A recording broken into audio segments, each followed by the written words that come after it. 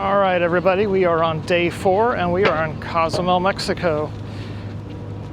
Disembarkation was pretty easy. We do have an excursion today, and they had a good meeting point for everybody to meet in, and then they called everybody off by group number. So that was easy to do.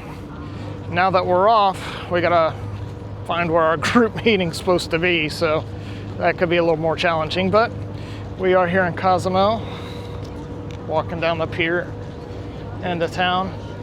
It's still cloudy and dark today. We are expected a little bit of rain today, but hopefully that won't affect our excursion. We actually have a Jeep and snorkel excursion where we get to drive our own Jeeps around, following, one by one.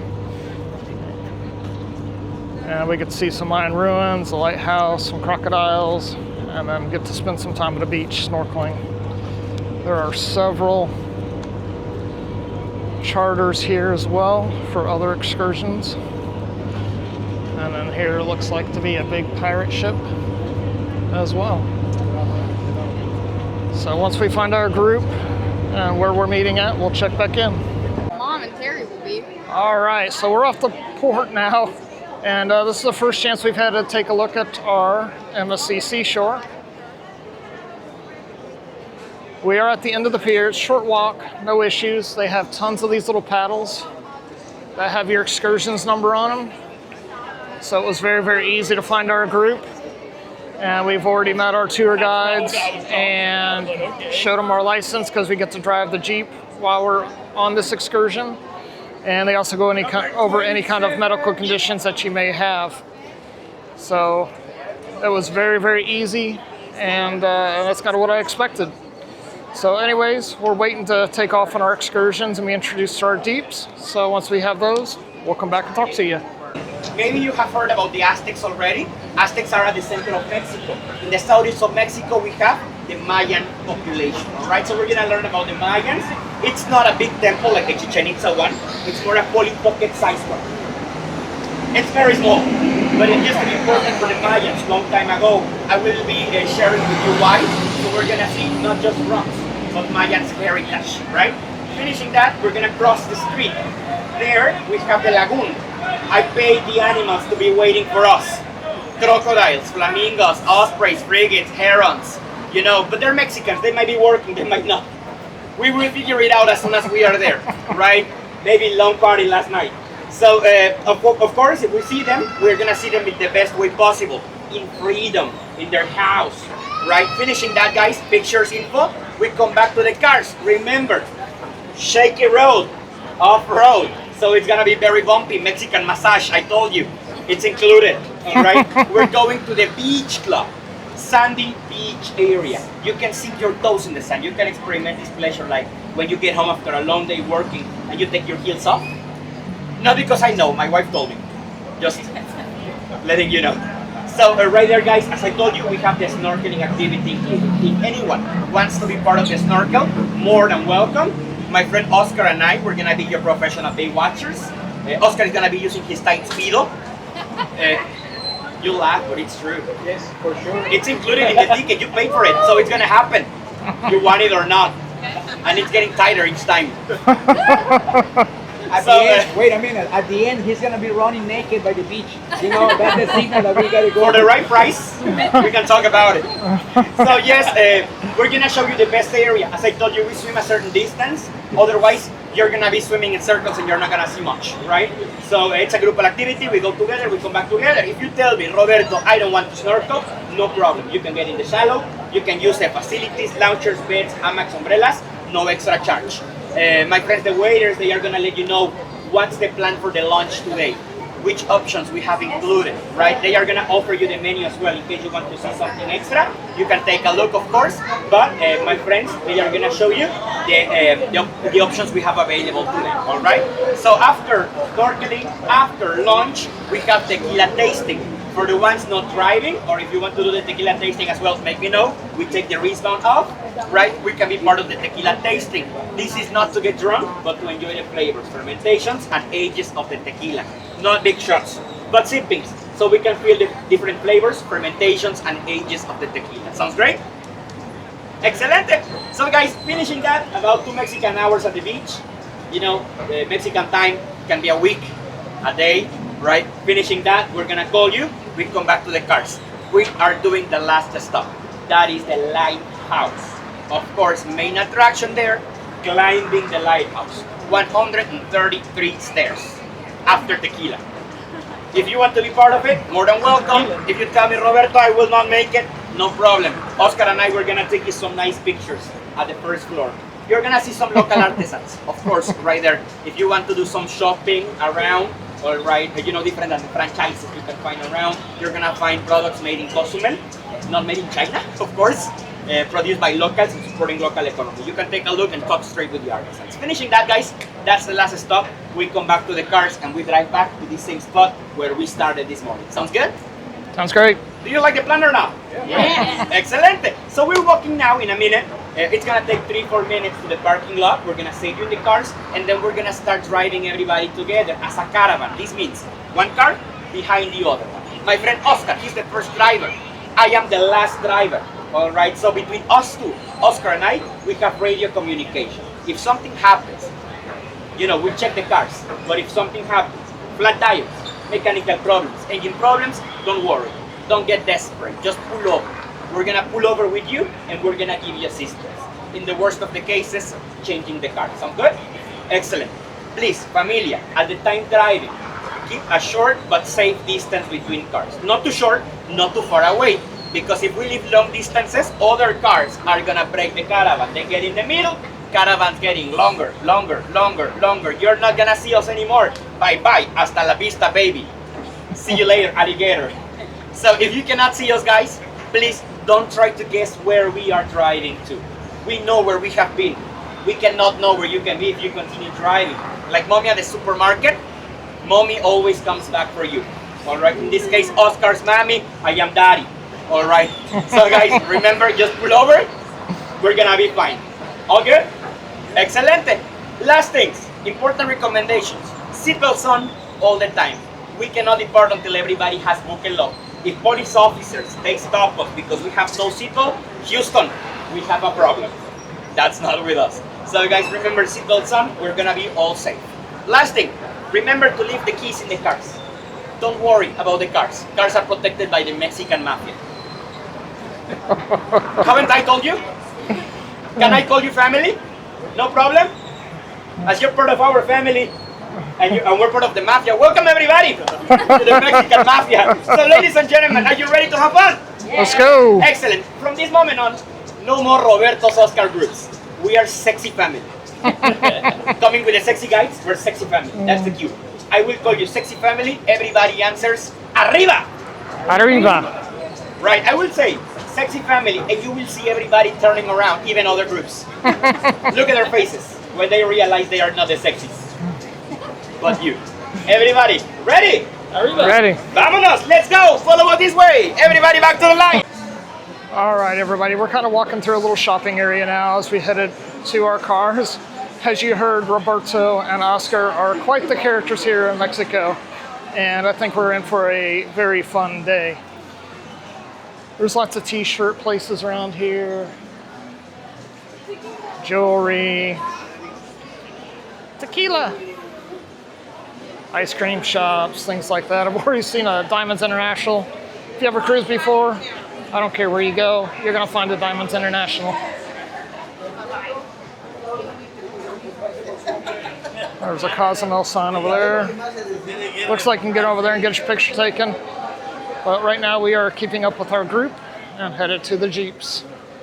And as soon as we get our vehicle, we'll be back with you. All right, we're still walking out here down kind of on a main road, just walking through Cozumel now. The group? Yep. The group?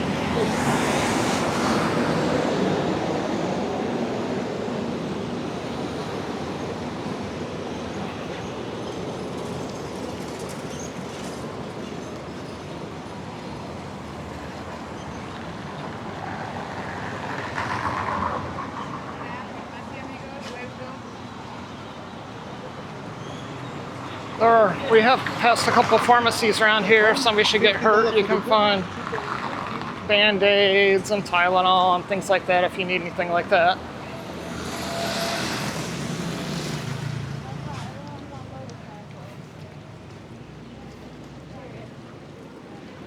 I see a tattoo parlor across the street. We have walked by a couple banks that had some ATMs, but again, I don't know if I'd be getting money out of there. Lots of restaurants.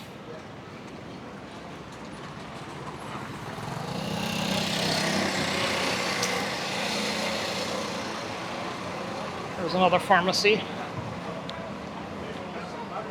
We've passed 3 so far.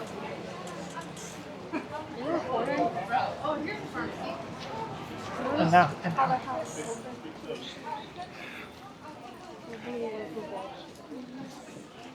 it up high enough.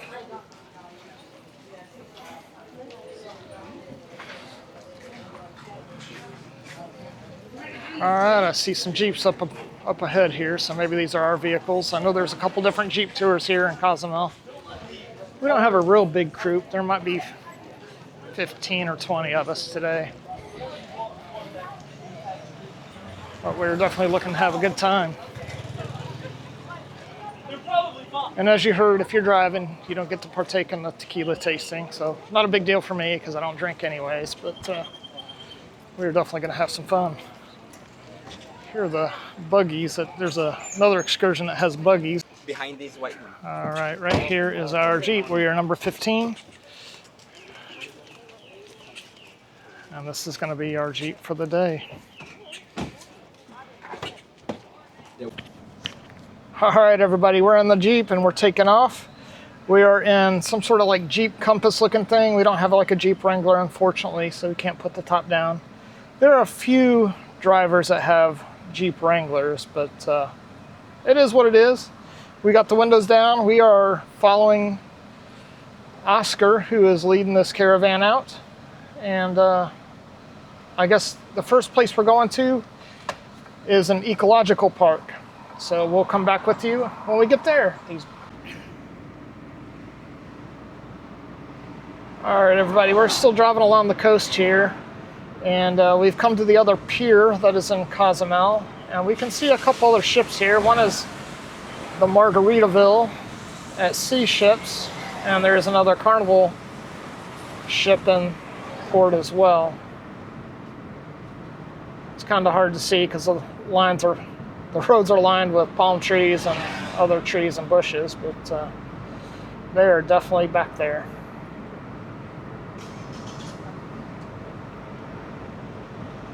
Should be able to start seeing them through the trees here. So there's Island. There's the Margaritaville Islander. And Carnival. And a Carnival ship. All right, everybody, we're pretty close to our destination now. This is Punta Sur. And as you can see, the ocean's over here. We're still following behind the first car.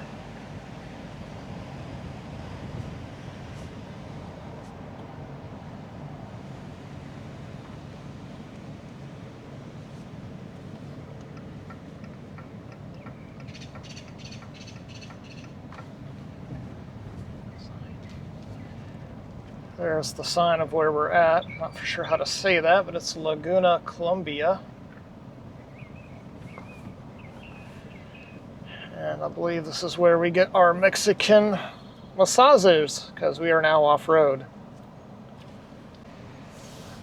All right, I showed you guys a sign there, but I did see another map that said Punta Sur. So we are now off onto a gravel road. Speed limit says it's 20 miles per hour back through here, but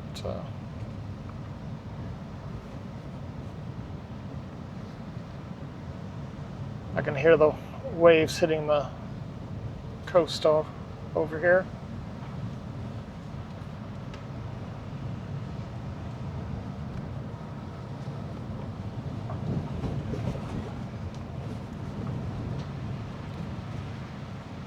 And I must admit, he was correct. The roads are pretty bumpy.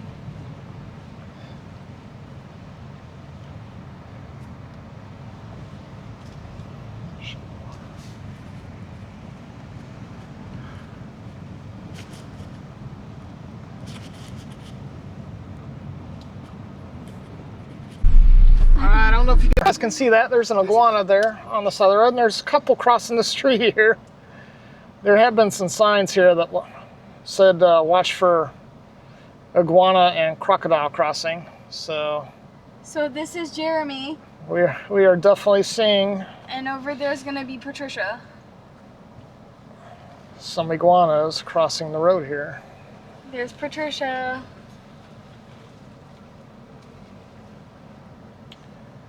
Quite funny.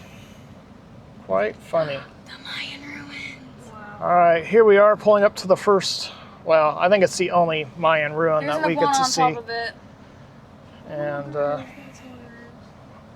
I think we get to pull over here and they're going to give us a little history about that.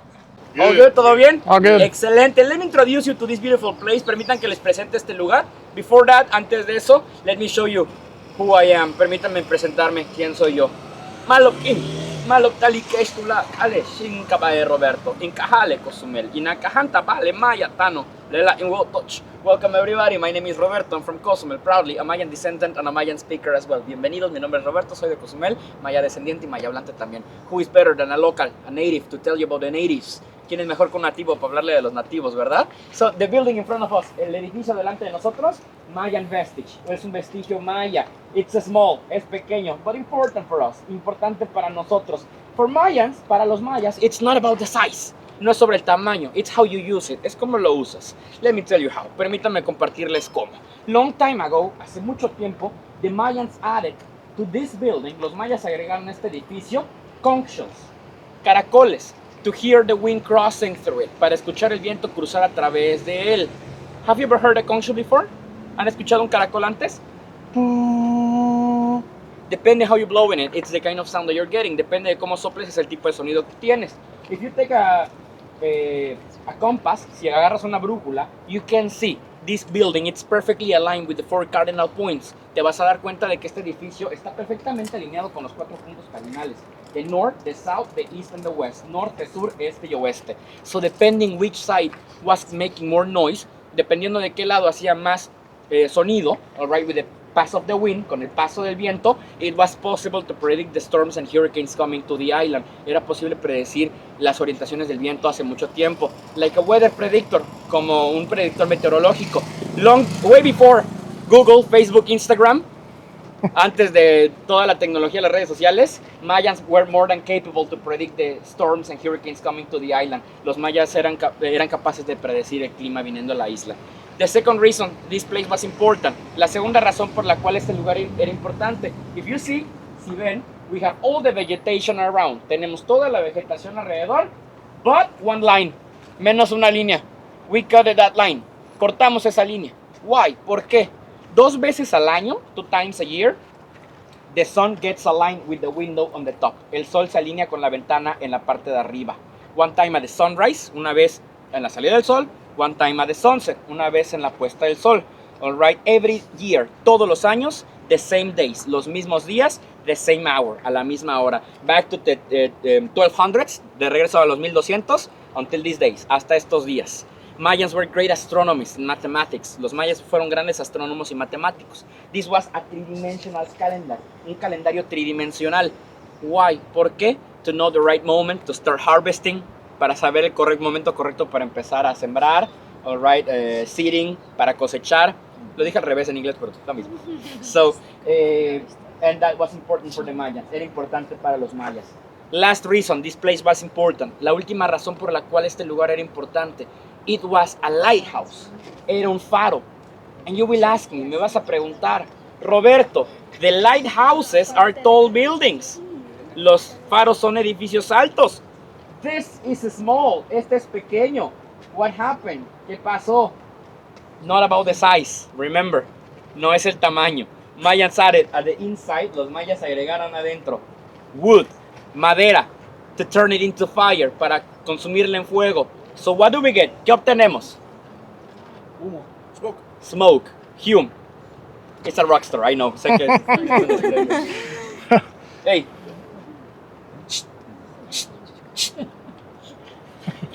It's my pet. Mayan dog. Perro maya. So I was telling you, producing smoke, produciendo humo, making a huge smoke wall, haciendo una escalinata de humo, showing everybody Cozumel was nearby. Avisándole a todos que Cozumel estaba cerca. All right? Cozumel was important for the Mayans long time ago. Cozumel era importante para los mayas hace mucho tiempo. It was the main temple for the goddess Ixchel. Era el templo principal de la diosa Ixchel, goddess of the moon and the fertility, diosa de la luna y de la fertilidad.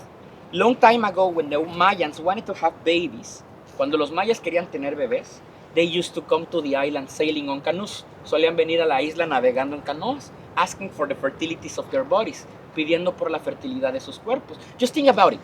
Piénselo. Every Mayan family had between 5 to 12 children.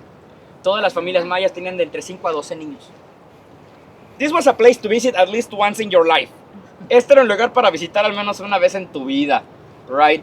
So, the name Cozumel, el nombre de la isla Cozumel, comes from the Mayan language. El nombre viene de la lengua maya.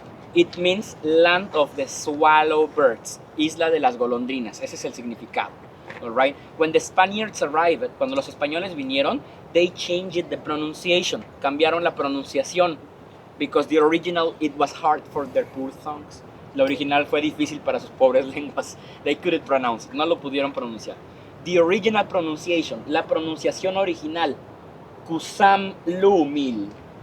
Kusam Lumil. Land of the swallow birds. Isla de las golondrinas. They couldn't pronounce it. No lo pudieron pronunciar. They changed it to Cozumel. Lo cambiaron al nombre que hoy conocemos. All right. Mayan language, la lengua maya, as Chinese, for example, como el chino, por ejemplo, we are tonal languages. Somos idiomas tonales. Depending how you pronounce something, you change the meaning of the word. Dependiendo de cómo pronuncias algo, cambias el tono completamente de la palabra. For example, por ejemplo, in Maya, hun means one, significa uno.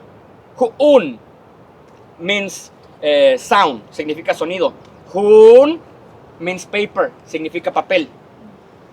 Kan means four, cuatro. Kaan, sky, cielo. Kan, snake, serpiente. Kaan, hammock, hamaca. So depending how you pronounce something, you can make a misunderstanding. Depende de cómo pronuncias algo, puedes hacer un malentendido. Spaniards say, los españoles dijeron Cozumel. Easier, más fácil. That happened with a lot of... What is happening? Every time you would talk, it would nod its head. Come on. It was quite funny. They're messing up. They're stealing my show. Me están robando el show. So I was telling you, Yucatán, the name of the peninsula, el nombre de la península, all right, happened something similar. Pasó algo similar. Yucatán means, significa, I don't understand you, no te entiendo. It's real, es real. The story says that when the Spaniards arrived, la historia dice que cuando los españoles llegaron, they asked, preguntaron, what's the name of this place? ¿Cuál es el nombre de este lugar? My people not understanding a single word they saw between each other. Mi gente sin entender nada, se vieron. And they answered, respondieron, huye, huye, listen, listen, escucha, escucha. Yucatán.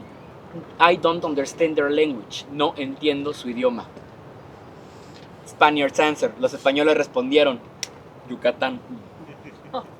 Sounds manly, suena varonil. They kept it like that. Lo dejaron así. Buddy, please stop. Please. So yes, lastly, finalmente, guys, over these days we're about 5 million Mayan speakers around the territory. Somos alrededor de 5 de México, Honduras, Belice, Guatemala, and El Salvador. 5 países, 5 countries. Right? We don't use the word Mayans to describe ourselves anymore. No usamos la palabra mayas para definirnos. The pure political, social, economical structure disappeared long ago. Las estructuras originales desaparecieron hace mucho tiempo. We use the word mestizos. Es la palabra que utilizamos, mestizo. La conocen. They know it. Do you? Don't you? First time you hear it, mestizo? What's that? ¿Qué es eso? The mix of the cultures, la mezcla de las culturas. Partially indigenous blood, parcialmente sangre maya, mixed with something else, mezclado con algo más. American blood, sangre americana, Asian blood, sangre asiática, European blood, sangre europea, African blood, sangre africana. What do you think I am mixed with? ¿Con qué creen que estoy mezclado? Any idea? ¿Alguna idea? Say it. Díganlo. Come on. You have it. Lo tienen. What's my ascendancy? ¿Cuál es mi ascendencia? Say it. Come on. No ideas. Really? Asian. Why? I don't know. The first one I thought. Good way out. Buen escape. Let me tell you, permítame decirles, my great-grandfather came from Korea at the beginning of the 1900s to work at the train stations in Mexico. Mi bisabuelo llegó a México desde Corea a trabajar en las estaciones de trenes a principios de 1900. He stayed here because he fell in love with a beautiful Mayan lady. That was funny because he was married back in Korea, but that's another story. That's always another story. That's how we are here. Así es como estamos aquí. Mayan descendants or the mix of the cultures. Descendientes mayas o mestizos.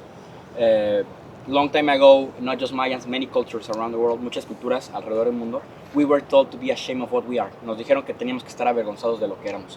The color of our skin, el color de nuestras pieles, the shape of our bodies, las formas de nuestros cuerpos, the languages that we speak, los idiomas que hablamos, not anymore, no más.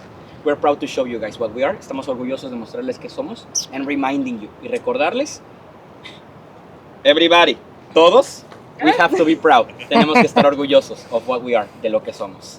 Any question? ¿Alguna duda? No one. Nadie. Ladies. All right, everybody. So you heard it from him.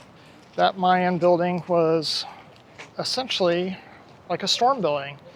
When hurricanes would come here, it would the wind would go through those holes and windows and alert the island that a storm was coming. All right, so there's like a deck here that we're going to walk down and try to find some of those crocodiles that he was just talking about. So we will see what we can at the end of the dock here.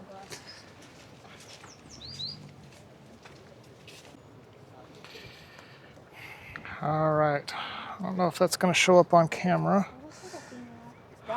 but there's a alligator, crocodile, right there. Right there. You see his head in the water. And I don't know if you can see that out there, but there is a crocodile out there as well that was making its way towards this dock. But he's not right now. Very cool. But here's the crocodile that's laying right here. And the water looks kind of muddy, but it's really not. I can see tons of fish swimming around and things like that. That was one down there's big. Did you see right here, like where they walked in? And there's Yeah, one almost directly in front of that wood that's sticking out of the, And that one. Where it's a fish, I think. It's a big fish. where the wood's sticking out of the water. There's a crocodile head sitting up there, right there. Look at the fish.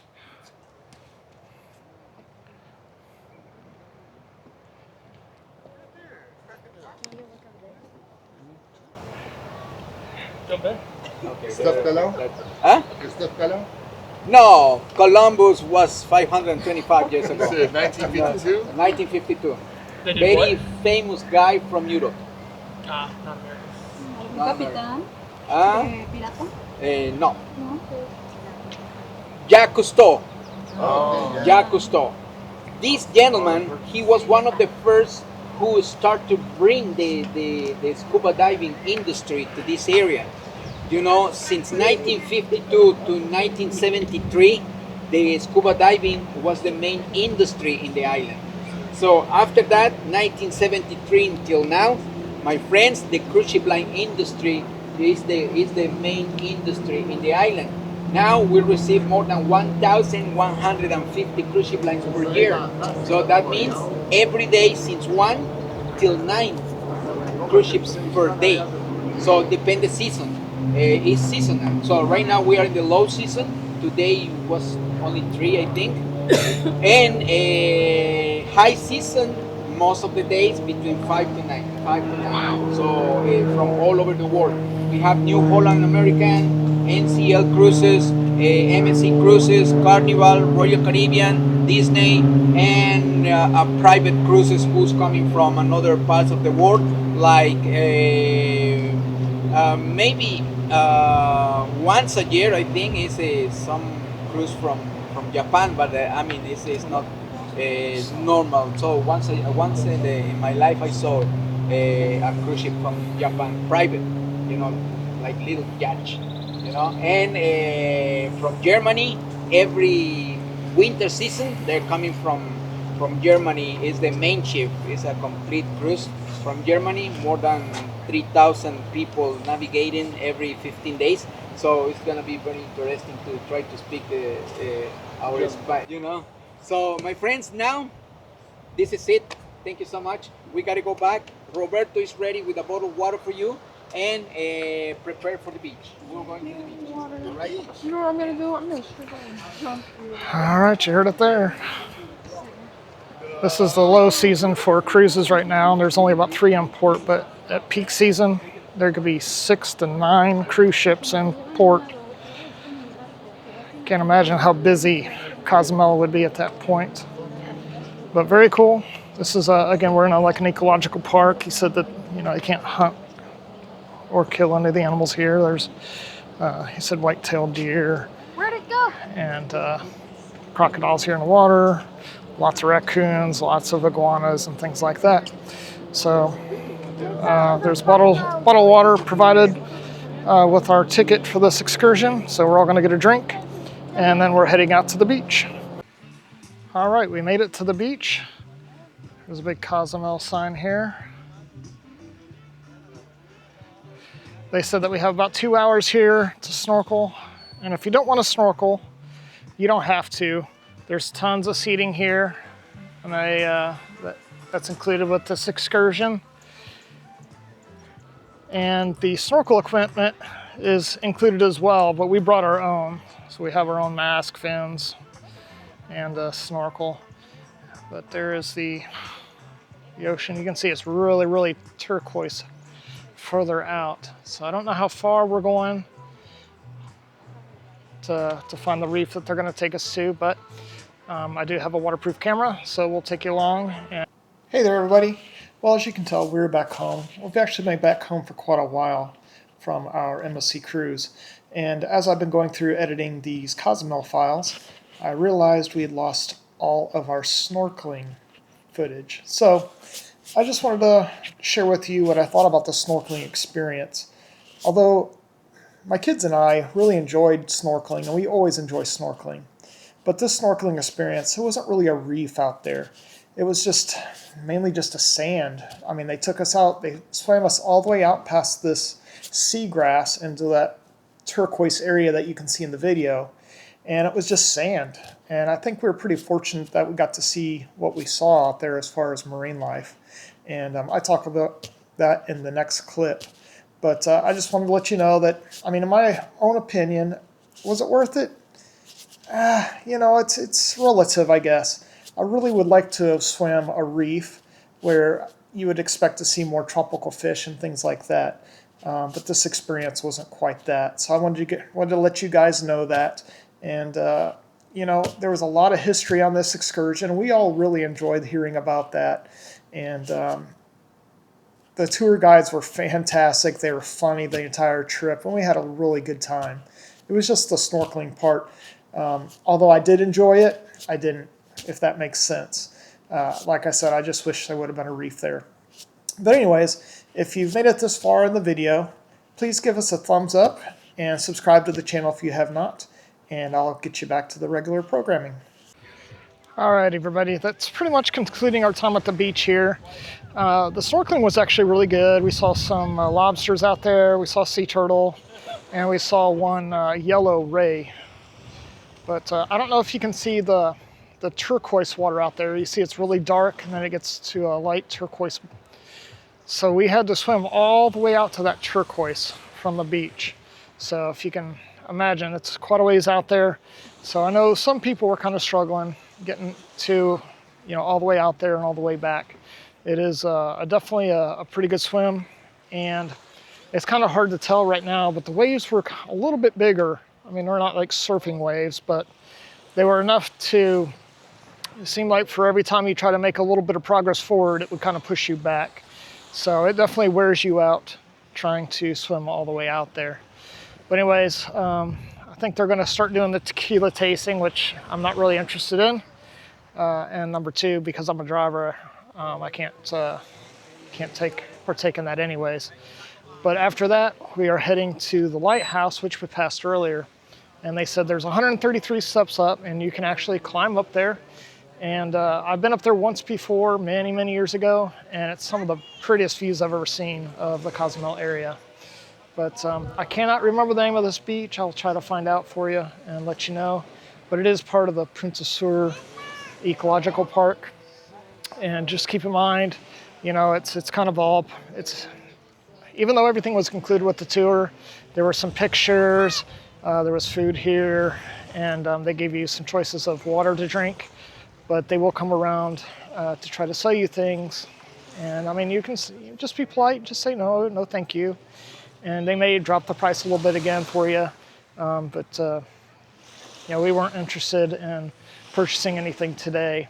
But again, just be polite, and everybody here was, you know, very polite to you and very nice and very helpful and answered all of our questions. So the next stop should be the lighthouse. We'll see you soon. And of course, he wants to leave some legacy in this area.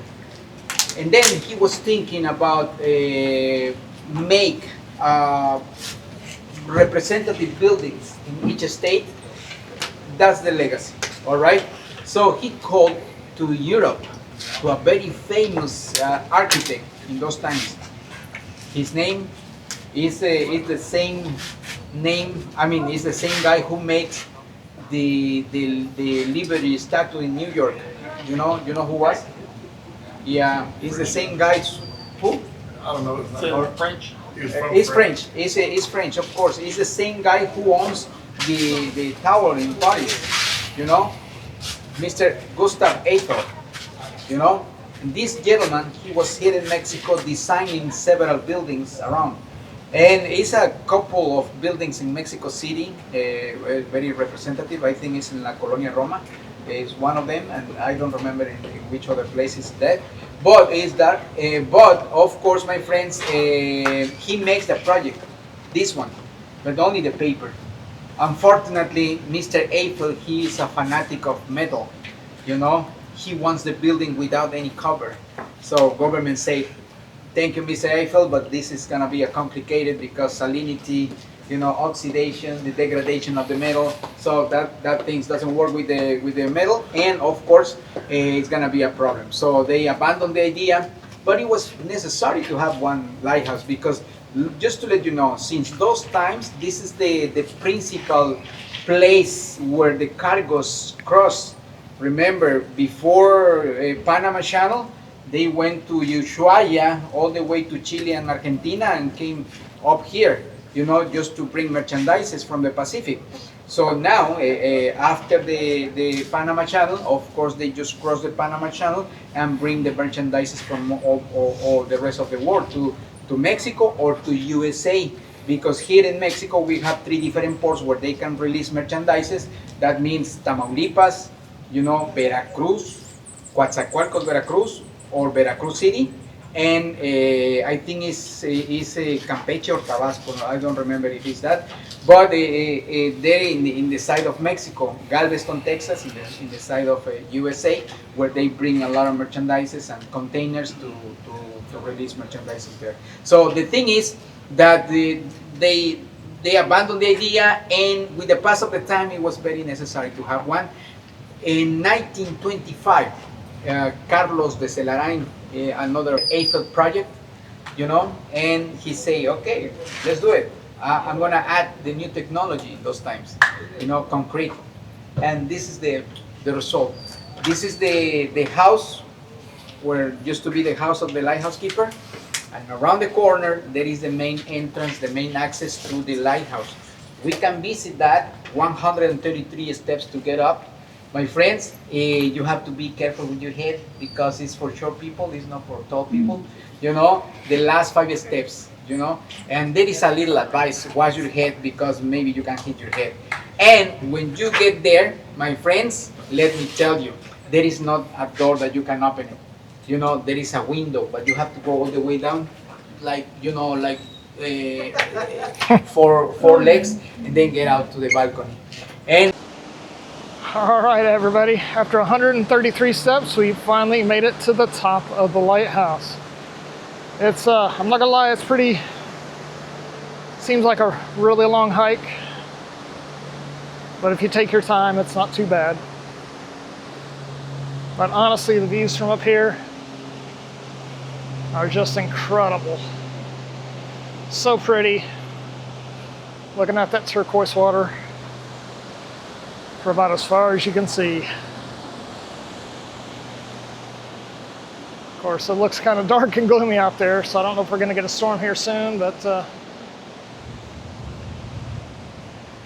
it is definitely very gorgeous up here.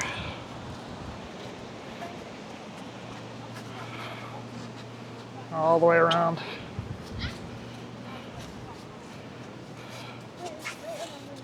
I think this is part of the brackish water he was talking about earlier. Right there.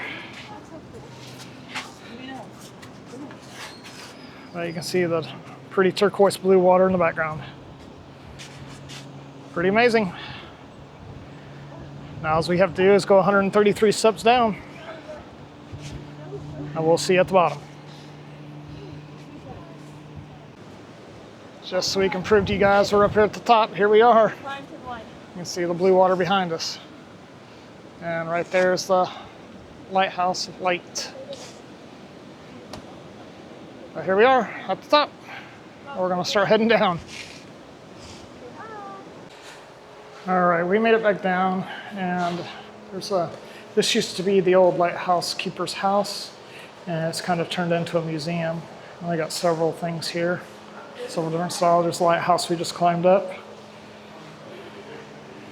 I think this is the one he was talking about that was designed by the French architect.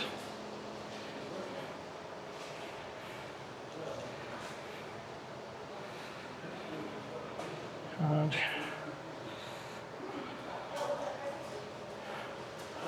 it's pretty neat. Lots of history here. If you enjoy history, this is a good place to visit. Sorry, it must be really dark. There's a bunch of informational plates on the wall here.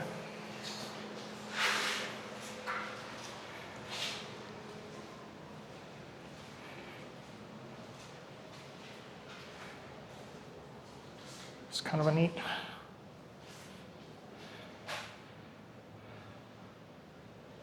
a neat museum to kind of walk through either before or after you go up the lighthouse.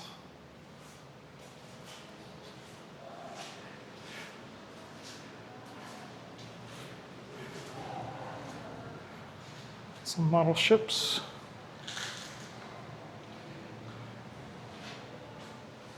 Captain's wheel.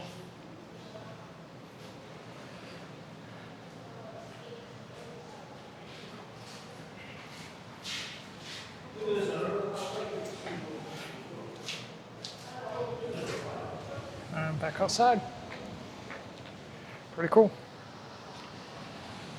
I just love the blue waters here. It's so pretty. You can see the waves crashing.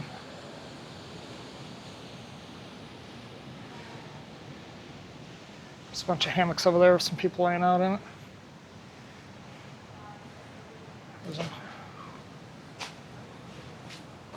some sort of old canoe here. But I think that's concluding our Jeep and snorkel tour. And from here we head back to the cruise ship. And I think we're probably going to get on and go get cleaned up and have some lunch. So we will talk to you later. Gracias.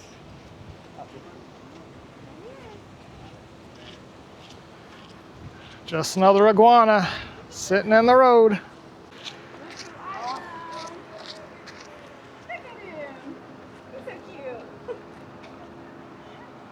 Well, we finally spotted one of the wild animals in Mexico.